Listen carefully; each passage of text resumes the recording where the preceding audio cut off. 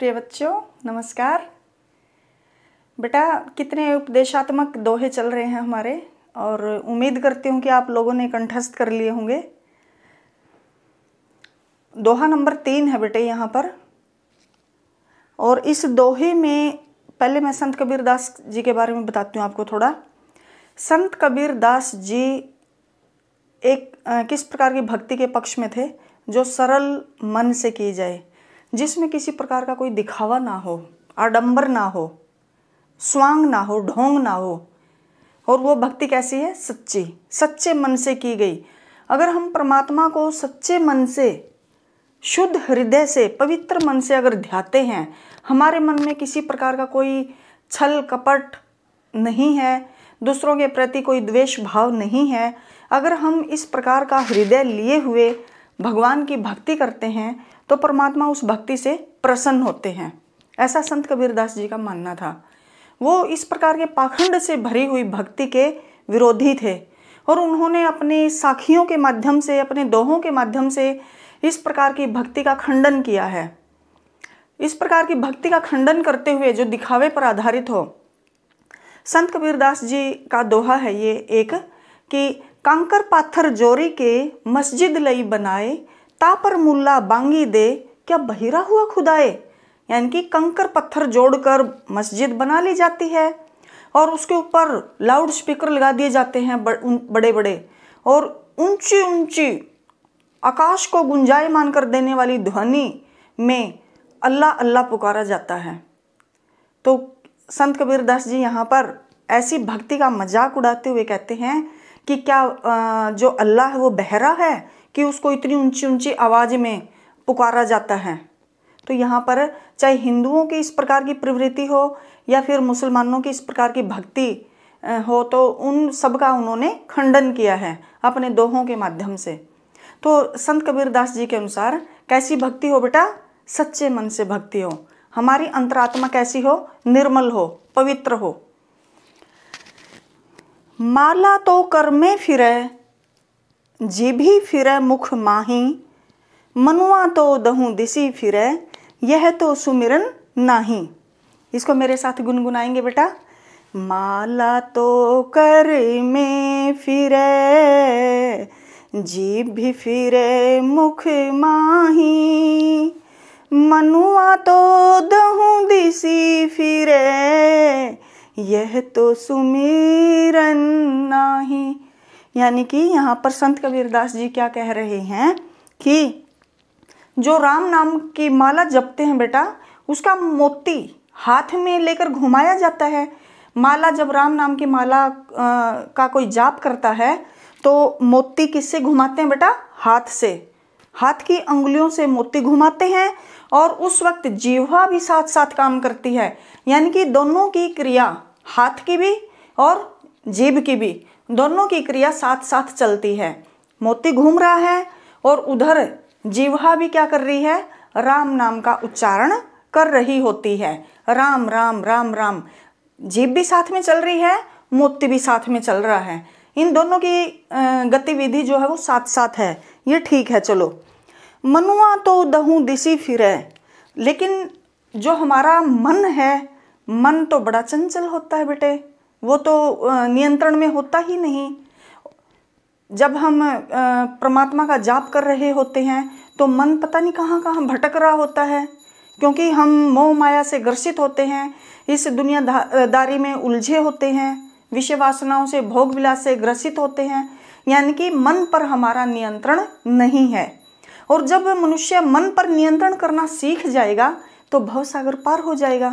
तो यहाँ पर संत कबीरदास जी क्या कह रहे हैं कि दोनों राम नाम का जाप हो रहा है, लेकिन मन नियंत्रण में नहीं है, मन वश में नहीं है। वो तो चारों ओर घूमता रहता है। क्या पता बैठे हुए हों हम मंदिर में, लेकिन मन कहीं और भटक रहा हो, किसी और कार्य में उलझा हुआ हो, कि मेरा ये कार्य है, कहीं ये काम ना हो जाए, कहीं दूध ना निकल जाए।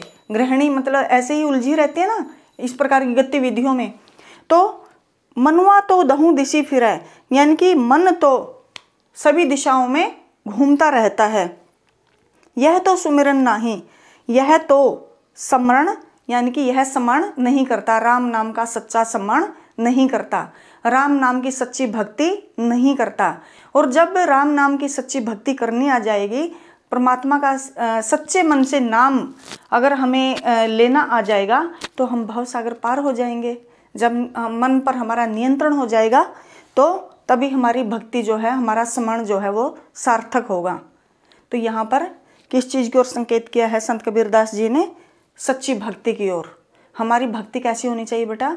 सरल मन से, सच्चे मन से, शुद्ध अंतरात्मा से हमारी भक्ति होनी चाहिए। उसमें किसी प्रकार का कोई दिखावा या पाखंड या स्वांग नहीं होना चाहिए। हम दूसरों को दिखाने के लिए थोड़ी भक्ति करते हैं, हम तो अपनी काया को निर्मल करने के लिए, अपना उद्धार करने के लिए भक्ति करते हैं। तो हमारा उद्धार कब होगा? जब हमारी भक्ति सच्ची होगी। अगला देखें, कबीर घास न नींदिए जो पाँव तली होई, उड़ी पड़े जब आँखी में खरी दुहेली होई। कबीर घास न नींदिए जो पाँव तली होई, उड़ी पड़े जब आँखी में खरी दुहेली होई। तो यहाँ पर नींदिए का मतलब उसको कुचलना, घास को कुचलना। जो पाँव तली, तली का मतलब नीचे, पाँव का मतलब पाँव के नीचे होती है। उड़ी पड़े जब आँखी में, खरी का मतलब अत्यधिक, खरी बहुत ज़्यादा, दुहेली का मतलब कष्टदायक होती है। यहाँ पर संत कबीरदास जी क्या कह रहे हैं? इसका साधारण अर्थ देखो बेटा, इस दोहे का, पंक्तियों का। इन पंक्तियों में संत कबीरदास जी कह रहे हैं कि हमें जो हमारे पाँव के नीचे घास आ जाती है, उसको रौंदना नहीं चाहिए, कभी भी उसको कुचलना नहीं चाहिए। क्यों नहीं कुचलना चाहिए बेटा? इसके पीछे क्या कारण है?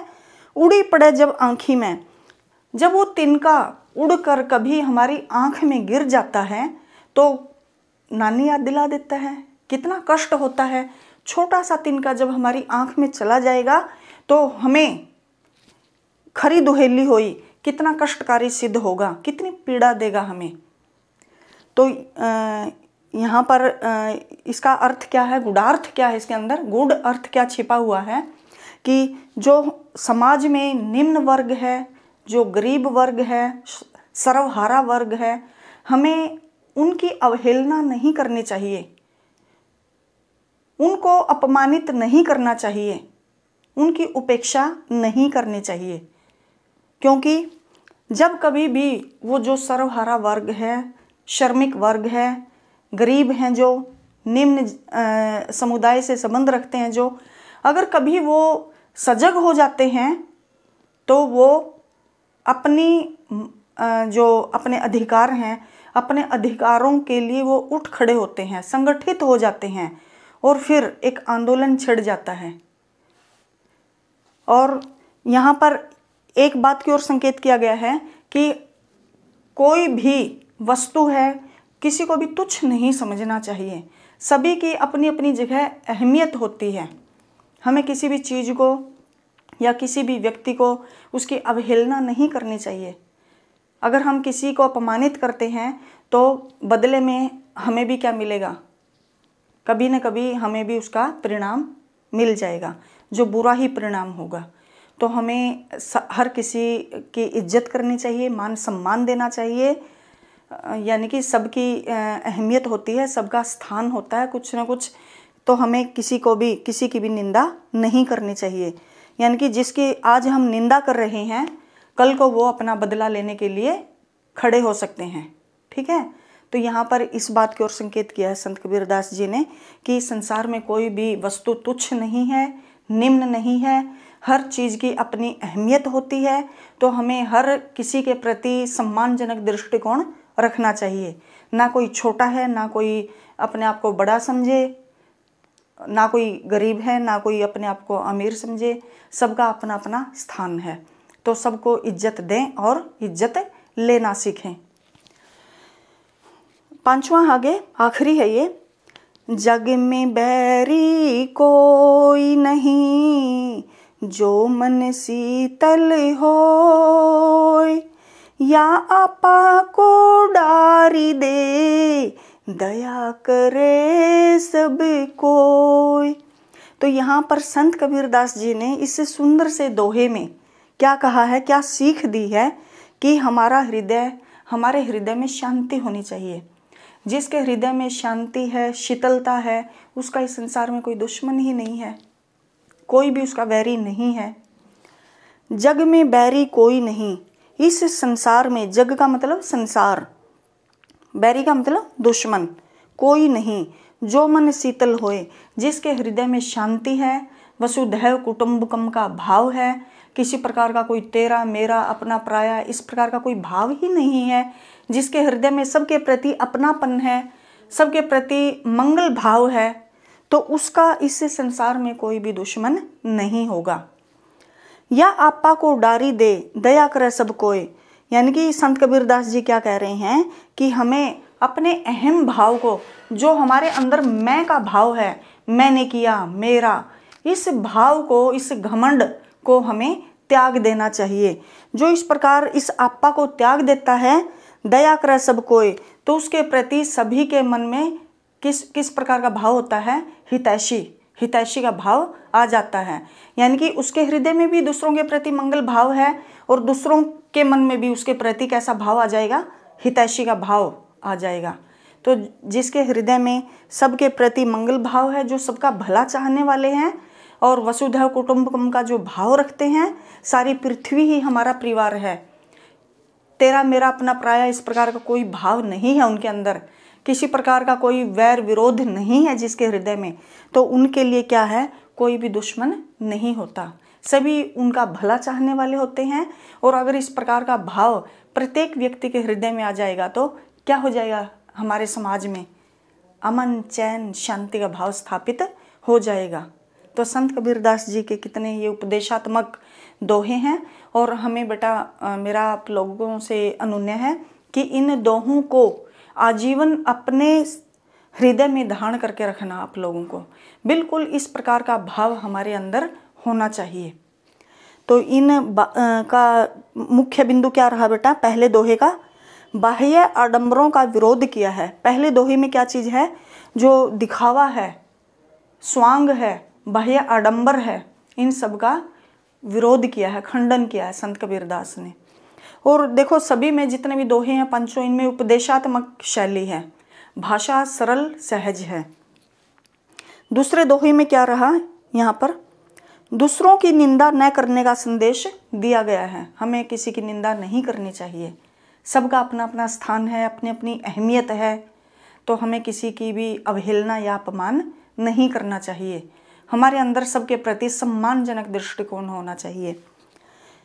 अगले में क्या है, तीसरे में जग में बैरी कोई नहीं।